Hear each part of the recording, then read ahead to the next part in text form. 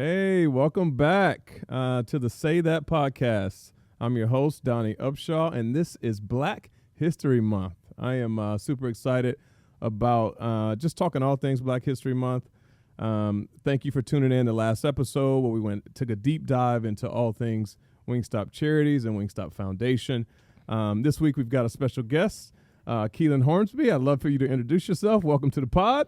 Thank you. Kieland Hornsby. I've been with Wingstop 2.5 years now. I am on the IT side, so international IT to be exact, which means I go international. Where have you traveled recently? Most recent was Puerto Rico. Okay, all right. What's your role here? So what's your responsibility? What's some of the things you work on here at Wingstop? Most definitely, yes. So I'll use Puerto Rico for example. I go to that country. I start with the tech analysis.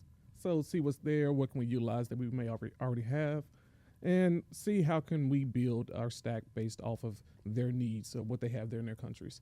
Got it. And then just kind of go out and build out from there, and then, hey, we bring tech to the country. There you go. Okay, make sure we can put the wings through the register. That's I like it. matters. I like it. We got to charge the people. All right, that's right. All right, favorite flavor?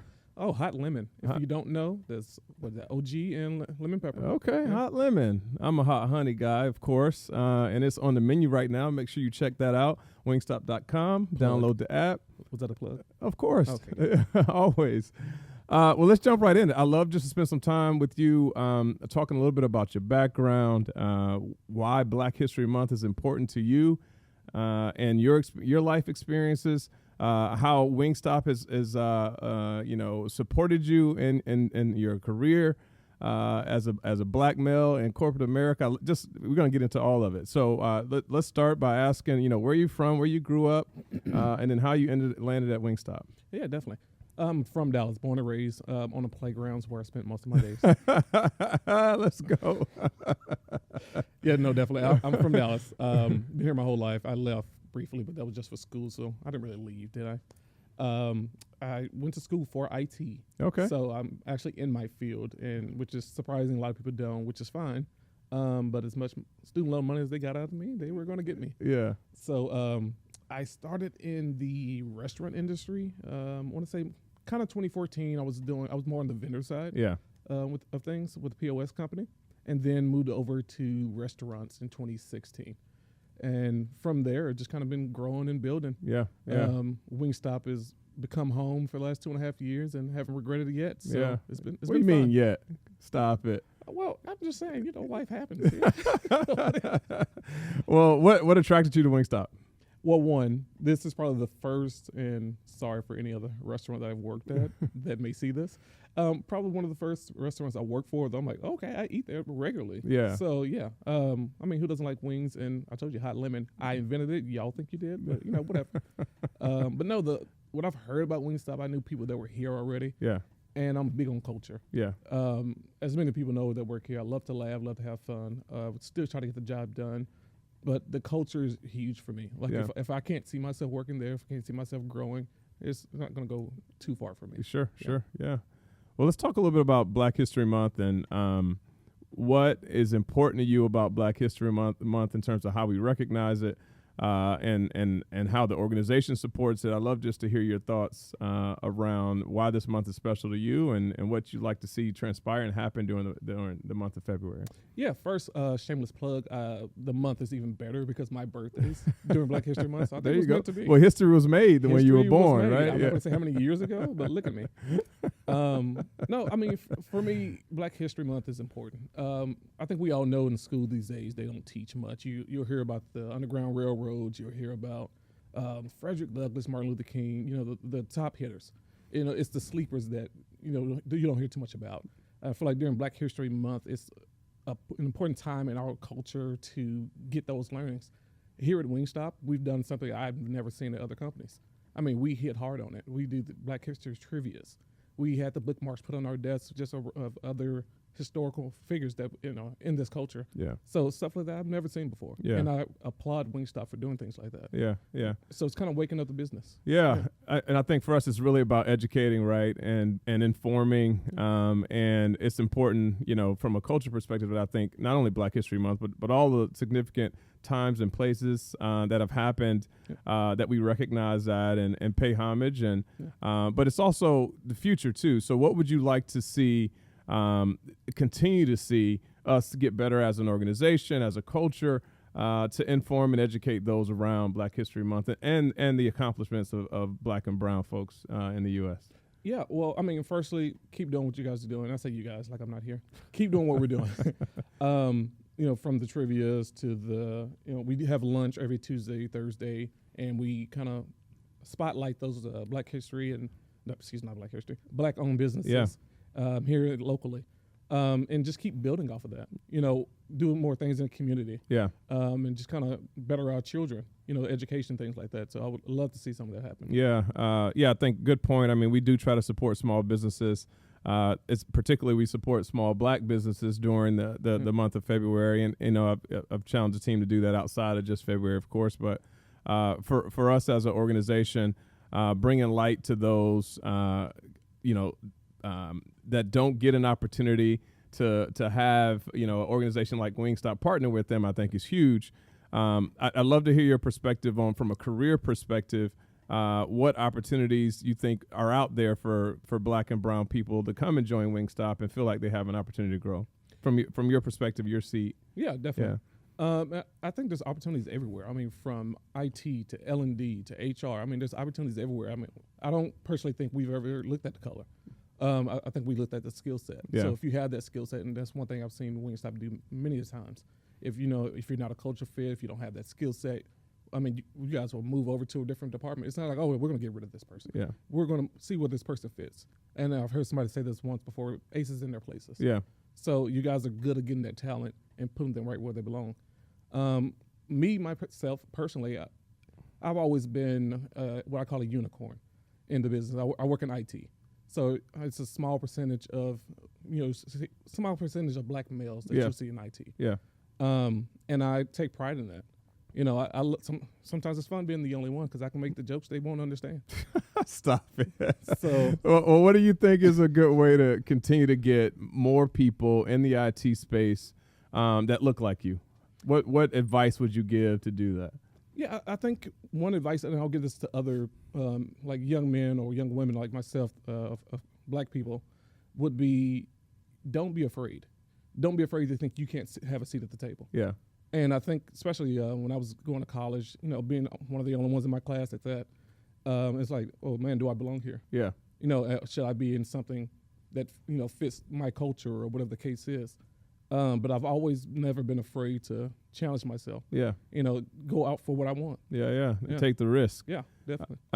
What do you think about the responsibility you have now that you're in the space to pay it forward, to be successful, right? And to show that you belong. How do you take that responsibility? How do you manage that responsibility emotionally, mentally? I'd love your perspective on that. Because there is a big responsibility once you get into this environment of corporate America, being Black or brown. To now, I gotta do a good job. I gotta kill it while I've gotten this opportunity. So how do you deal with that? Well, and it's always I think it's could be a little bit more pressure, and that's for that person or myself. I mean, it's like sometimes we feel like we have to prove ourselves a little bit more. Do we belong in these spaces type of thing. And so how do you handle that? I mean, for me, it's I'm a grinder is what I do. So even as a kid, I'm the last of 5. I'm the first generation college grad in my family. Yeah, congrats. And thank you. That, by the way. And it's for me, it's always been set the tone for myself that one day my future children, or even now, I have nephews, nieces looking at me, saying, "Oh man, I want to be like Uncle Kieland. I want to kind of do what he's doing." Yeah. Now, if they're watching this, I don't have any money for you to borrow. Just FYI, where's the camera? Okay. But yeah, it's kind of setting that tone and building those relationships and just being a role model for them as much as I can. Yeah. I'll say, personally, from a pressure perspective, I don't see it as much as pressure, as much as a responsibility. I think, when you're able to be in an opportunity where you can thrive and excel and elevate, I think you have to own that personally, right? And you have to do everything in your power to be successful in that. But it is a responsibility that once you do get an opportunity that you show up and you show out, right? And so I think that is from an advice perspective to give other folks that are, wanting to be in this chair that you're in, Kieland, is really about once you're given that opportunity, give it 110%, and the outcome should be positive. Yeah, I totally agree. And speaking of this chair, I just want to make this known. You can take this out if you want to. I was tracked down by Donnie. I avoided Donnie for 2.5 weeks. And I was going to say it on camera. I sure am. I avoided Donnie for 2.5 weeks. But you know what? Because I like this guy, I'm here today. That's the only reason. Resilience. That's what it is. You got to be resilient. Relentless. Okay, so in terms of next for you, when you think about your career, how do you see that playing out? What is something important that you want to accomplish? And then how do you bring others along with you in that journey? Yeah. I think career-wise, I mean, I'm a person who loves to grow. It'll always be in IT. IT is kind of where my heart's been this, for the last however many years. But, whatever that growth path looks like, I don't want to pinpoint it and put myself in a narrow bubble or whatever the case is. But whatever that growth looks like, it could be linear, it could be vertical, whatever the case is. Okay. So I'm just kind of big on growth and just learning new things within the business. There's different parts of IT that people wouldn't know about and things like that. But, once you go to school, you kind of see this whole broad perspective. So they try to get you ready for the real world. But it's really, I have people sitting next to me in infrastructure, people sitting next to me in digital. Yeah. And I'm more on the just the restaurant systems end of it. But I have an infrastructure background. Yeah. I have a digital background. So just kind of putting all those together and making one whole career is kind of what I want to be able to do next. Yeah, I love that. Let's talk about role models. So who did you look up to? Who inspired you from your community when you were growing up? And then how are you thinking about paying that forward as well? Yeah, so I think community-wise or just family relationship-wise, I would say one of my big brothers. I love them all equally. But one in particular, I know he was in the military. And I know there was Thank you for your service. Thank you, brother. Yeah. I know there was a burden on his shoulders at a point to where we were all looking to him. So there was kind of three of us that grew up mainly together. The other two a little bit older, around your age. And but I think the last three of us... black don't crack? Well, but they sure do. Okay. But yeah, for me, he was a huge role model because my dad wasn't always in the picture. And which, random plug, he did pass last year. But he wasn't always in the picture. Sorry to hear that. Condolences. But I kind of built that relationship up with him in the last 10 years because of the time we missed. But again, back to the brother. He was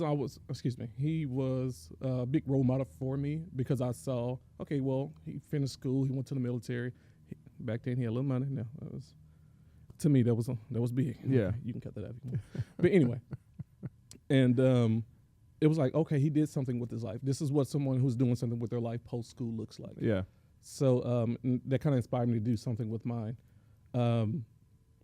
As far as in the real world, I'm a huge TV guy. So for me, it was kind of seeing these people on TV saying, oh, man, I kind of want to be there one day. Yeah. So, yeah, I would, whether it's the Good Times, the Fresh Prince, as I heard one of your favorites, the Martins. Those guys are all, I kind of look to them and because I love a good comedian kind of actor. Yeah.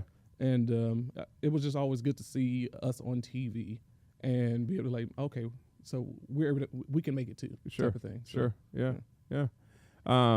When you think about, you said you have nieces and nephews. What's one thing that you would give them from a advice or a perspective? But one thing you want to leave them with to make sure they have the ability to do whatever they want to accomplish in life.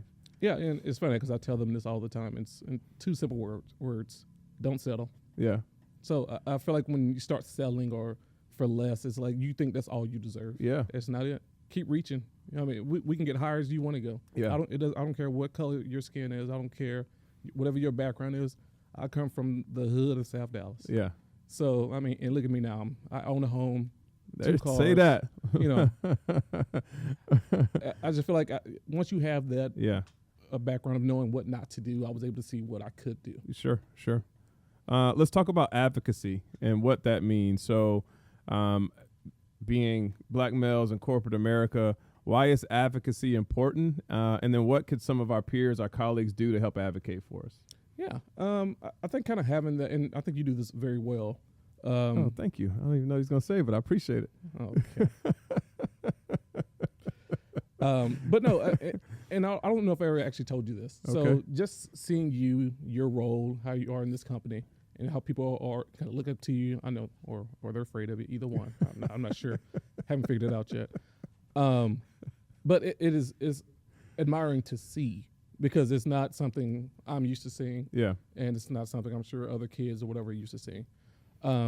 But being able to have someone in that place to advocate for you, being able to kind of see what you could strive for, Yeah. I think is highly important.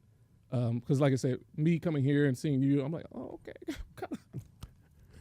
Obviously, I probably didn't do that the first day. I probably waited a couple days. No, Donnie, I told you, this is what you were going to get when you. Let's go. But no, I mean, it's enlightening to see, though. Yeah. In all real honesty. And I'm proud of you for, Thank being you. where you are That's today. Humbling. That's humbling. And I really feel like you, and shameless plug of Wingstop, really hold the true values of what we have here at Wingstop. Whether it's, us laughing about something in a corner or someone. No, I mean, it's just good to see. It makes people, want to come to work and Yeah. be around that type of energy and vibe. So thank you for that. Yeah. Oh, thank you. But again, just being able to have the advocacy in the workplace is great. What we can do more of, again, being able to just reach out to these younger generation. Yeah. And it's hard for me to say because I feel like I'm still the younger generation. But being able to reach out to the younger generation and be like, hey, this is what you can achieve if you just set your mind to it. I understand where you're from. I understand what you grew up with, but it's not the end all be all. Yeah. Your future is what you make it. Yeah. I love that. Well, authenticity is one of our core values. And for me, I think it's really important that people can show up to work and be their true, authentic selves. They can bring their whole self to work. What does that mean for you at Wingstop? That is actually pretty huge for me at Wingstop. And honestly, I would say I always felt like I was able to bring myself to a company and not be judged off of it. But that's also part of me kind of researching the company beforehand. Yeah. If I was in a position where I didn't feel that way, I wouldn't be at that company. Yeah. So it just because I know as a person who I am, I know my personality, my characteristics. I just need to be. I'm a real person. Yeah. Like I'm gonna give it to you real now. Some people may think I'm a little stern in meetings. I've never said that myself. It may have been what I've heard, but yeah, I'm all about getting the job done, and at all costs. And they say ask for forgiveness, not permission. Yeah. You didn't hear that from me. I believe in that, though. I truly believe that's why I'm able to sit in this seat today, is because I did that more often than not. Well, and it's funny, and I literally just said this earlier today. I'm like, no, that's how I stay employed. I ask for forgiveness, not permission. Like people look at that. Okay, you took initiative. Yes, Yeah. that's the word you could use. But yeah, it's kind of again just me being me and being able to be me and not be judged off of it. Yeah. Is I value that. Yeah, it's really important here for sure. Talk to me about what advice you would give a younger Kieland now that you've matured in this home ownership career. Look up, you got nieces and nephews looking up to you. Like, what would you tell a younger you? I'm trying to see because I'm trying to be. I can't say what I want to say. Sorry, that was funny. All right, no. So advice I give younger me. It's hard to answer this question. I'll tell you why. It's because I felt like I've always taken my own advice, if that makes sense. Okay. I don't know. It sounds kind of hard-headed-ish. Is that a word? Hard-headed-ish? We can make it one. Let's make it a word. Put that in the dictionary. We put it up for the pod. Wing pod. Say that. Thank you. Hey, I like that. That was a good plug. I think, no, but really, younger me, and it's kind of some of the advice I gave earlier, was like, be yourself, be authentic, and never fail, because I didn't always take that advice. Okay. So I had to learn to a certain point. This is what, because maybe up until like the college era, I had someone tell me, a professor. He actually told me, in IT guy, you're not going to make it in IT. His exact words were, and I think it was because I was trying to do some with coding and yada, yada, yada. He's like, yeah, you're not going to make it in IT. Now, I'm not going to tell you where the guy is today. That's all right. That's no. But that's not important. No, he's not relevant. At That's this not point. important. That's not important. You had to get it in there. It's I had to get it in. I'll tell you off the camera. But no, and I was like, okay, that's a bet. I'll show you. Yeah. And I kind of took that because again, it was a point where you will believe something. When someone say something like that, you'll possibly believe that for yourself. Sure. But it was younger me. I'm like, no, you got it, bro. Yeah. Like you're gonna make it in IT. You're gonna make it in whatever you want to do. Yeah. And now whether that's on, I may be on TV one day. If you see me at somebody's concert and I took off for work, just know I was really sick. But God we was have telling me unlimited PTO, by the way, folks. He's putting hot sauce on this. We've got unlimited PTO. Why gotta be hot sauce, Daddy? Because it's Black History Month. Oh my God. Let me tell y'all what we had today for lunch. Yeah, what did we have for lunch today? We had catfish. Let's go. You know those hot sauce with the catfish? Yeah. Did you? Who, we'll talk about that later. We had hot sauce with the catfish. We had peach cobbler. Everybody knows peach cobbler is my favorite dessert. Okay, so mark that down if you ever Okay. want to get me something for no real reason. Okay. Just give me peach cobbler. It doesn't Okay. matter. I'll even take the patty cobbler. That's how good it is. Oh man.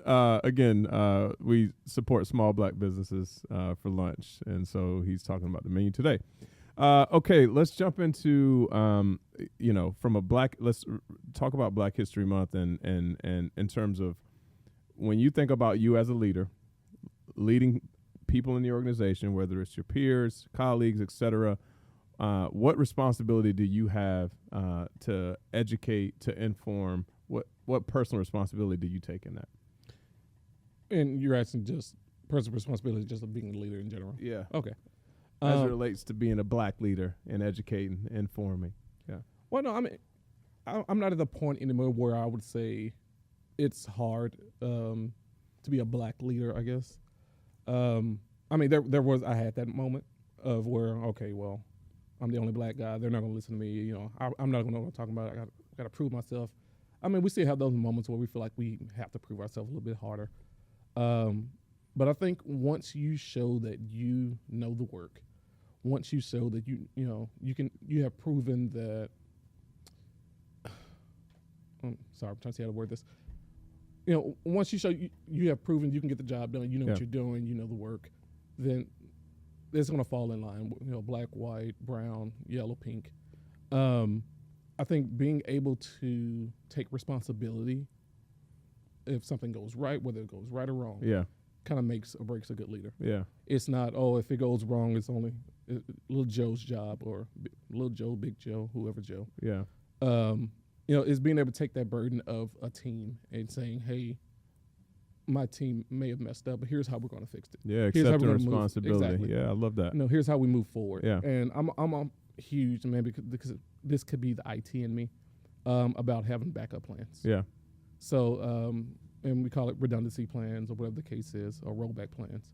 But I'm big on, okay, before we implement anything, here's what we're going to do and here's how we're going to do it. Yeah. Let's have a rollback plan just in case. Yeah, for sure. So you're kind of double planning on it. Okay. So, yeah. Who's your favorite Black historian? Ooh. And why? I don't know, Donnie. I don't know. Who's yours? Well, you rattled off Frederick Douglass, Martin Luther King. Yeah. Beyonce, you said them all. I never actually said Beyonce. I just said a concert. It was, you just read between the lines, which was a great concert that I may or may not have went to in Houston. No, I think that's a good one. I mean, they're all, I can just pinpoint some things about them. I do have to go to MLK and because of the civil rights and kind of what we're going through today still. And sometimes I kind of look back and I'm like, I don't know if he would be proud or not. That's interesting. That's deep. Let's double click there. Double click. Yeah. So when you say you don't know if he'd be proud, why do you think there's a chance that he wouldn't be? I feel like we're at the stage now where we took 2 steps forward, and taking a step back. There's been things going on in this economy that it's so questionable. It's like, I mean, me personally, I was at a point to where if I'm driving, I see a cop, I'm freaking out for no real reason. Yeah. So I feel like just being a Black male, or it's just what we're going through at this time. I don't feel that much that way right now today, but I mean, a year or two ago, Sure. I don't want to get pulled over. Yeah. And it's crazy. I have some of my best friends are policemen, Yeah. and one's a black policeman, and I can only imagine, they probably see him as being, double size of a fence that could be there. Yeah. So, it's just a reality that I feel like we live in. Yeah. I think he'd be proud of the progress that we made because of him. Sure. And then he'll look back and be like, okay, no, I didn't do this. I didn't tell y'all to do all that. What's going on? So Yeah. I mean, I definitely say a tremendous amount of progress since his passing, but it's still a long road to go. Yeah. When you think about the things that were really important, equality, like everyone treated equal regardless of color. There's some opportunity there for sure, but we've made progress, I think. So in order to build on his legacy and the progress that's made, what can each of us do? Everybody out in Spotify and YouTube world, what could they do to help progress the good fight? Yeah, I think support is huge. So I think once we are supporting each other, no matter what, and that could be you and I supporting each other. That can be a white male or female supporting a black male or female. As long as at the end of the day, we're all humans. Yeah, we all bleed the same blood. We all are pink inside. We got the same. Well, somebody got the same. Let me just cut the wrist part out.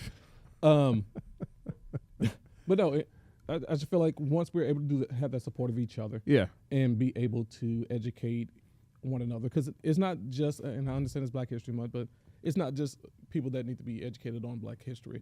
I mean, we still have to be educated on someone else's culture as well. 100%. So while we do have Black History Month, I am appreciative of this month. I feel like, I support me every single day. Yeah.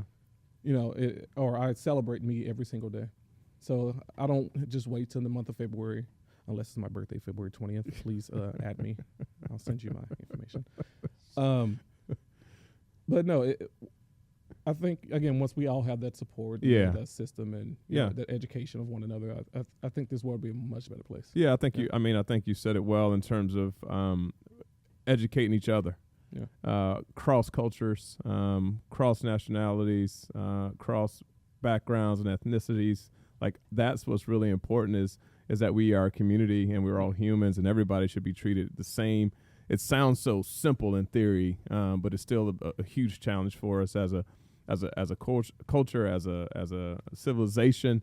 There's a big opportunity for us to have some approach that everybody has the same rights and the same opportunities, can go to the same schools, get the same education, get the same opportunity to feed their families. So there's still a lot to be done there. But I think if we all take that approach, we could definitely make a tremendous amount of progress. No. Totally. Well, it's been great to have you on the pod. What questions do you have for me, if any? Oh, I didn't know I got. Okay. Yeah, I might as well open it up. This is great. Let me sit back a little bit. Oh, Jesus, you should. I would have went to America first if you would let me know. What challenges would you say you've actually faced being in the position you are now? Yeah. Being a black male, what challenges have you faced in your career? Yeah. I think it's look, I've always taken the approach that you'll never outwork me, right? And I've never been the smartest person in the room. I grew up playing sports. I was never the fastest, could never jump the highest, but you weren't going to outwork me. And so I've taken that mindset into my professional career, also my personal relationships. Like I just kind of take that approach, but that doesn't mean that that always gets the outcome that I expected. And so there's definitely been places in my career where I was let down, that I felt like I was deserving of what you name it, right? The opportunity, the ability to make more money, the ability to lead a team. Like, there was definitely times in my career where I felt like I was overlooked. And, in those instances, you can take, there's two paths you can go down. One is, woe is me, and you fold up and you take your ball and you go home, or two, you prove them wrong. And that's just always been my approach. I've had to outwork and definitely work harder than some of my peers or colleagues that didn't look like me. But I never got discouraged by that, and I never played the victim. And I think it's really easy to do that, to play the victim and say, you know, me against the world and have that approach. But I think if I'd have taken that approach, I wouldn't be sitting where I am today. I've always used it as fuel and really tried to prove them wrong. And that's one thing I can say that, you know, I to this day I'm always wanting to prove all the doubters wrong and outwork.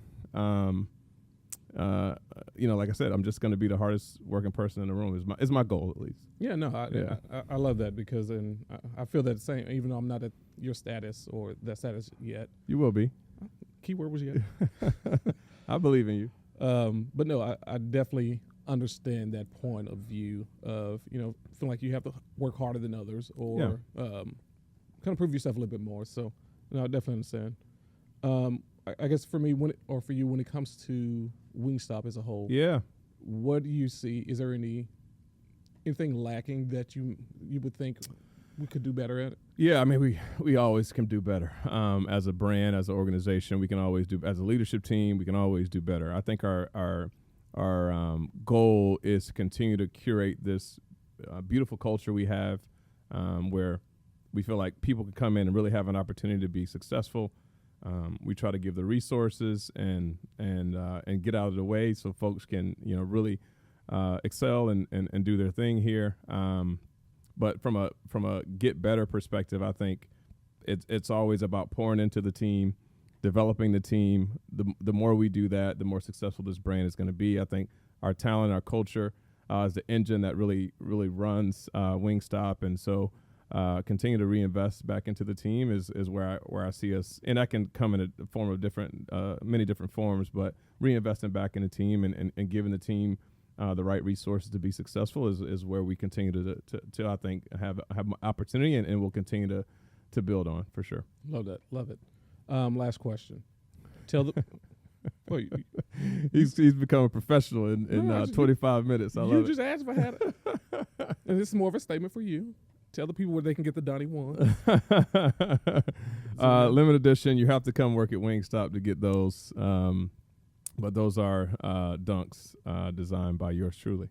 Yeah. Yeah. So you heard it, folks. We have openings available for you. Yes.